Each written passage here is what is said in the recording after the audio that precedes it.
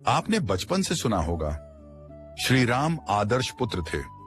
लेकिन जरा रुकिए, क्या इसलिए कि वे भगवान थे, या इसीलिए कि उन्होंने वनवास स्वीकार कर लिया, या इसीलिए कि वे कभी माता पिता के विरुद्ध नहीं बोले? नहीं, आज के इस वीडियो में मैं आपको कोई कहानी नहीं सुनाने वाला।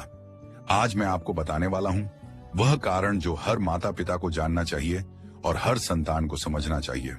सबसे पहले एक सवाल, आज अगर किसी बेटे से कहा जाए राज्य छोड़ दो, सुख छोड़ दो और 14 साल जंगल चले जाओ, तो क्या होगा? गुस्सा, तर्क, तुलना और अंत में यह जमाना बदल गया है। लेकिन श्री राम का समय भी आसान नहीं था। अब ध्यान से सुनिए। जब राजा दशरथ ने श्री राम को बुलाया, श्री राम सोच रहे थे कि उन्हें राज्याभिषेक मिलने वाला है, लेकिन सामने आया वनवास का आदेश। मां कैकेयी रो रही थी, राजा दशरथ टूट चुके थे, पूरा महल सन्न था, और श्री राम एक भी प्रश्न नहीं, एक भी विरोध नहीं, एक भी शिकायत नहीं। उन्होंने सिर्फ इतना कहा, पिता का वचन मेरे लिए राज सिंहासन से बड़ा है।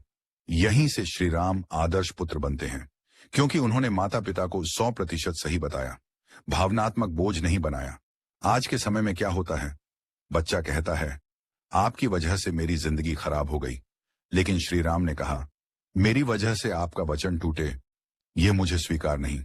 अब सबसे गहरी बात सुनिए, श्री राम का वनवास त्याग नहीं था, वह था कर्तव्य की समझ।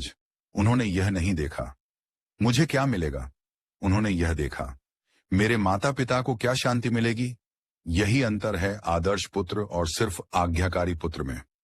एक और रहस्य श्री राम जानते थे, अगर आज उन्होंने पिता की आज्ञा को तोड़ा तो कल पूरी प्रजा मर्यादा तोड़ेगी। इसलिए उन्होंने अपना सुख छोड़ा ताकि समाज को दिशा मिले।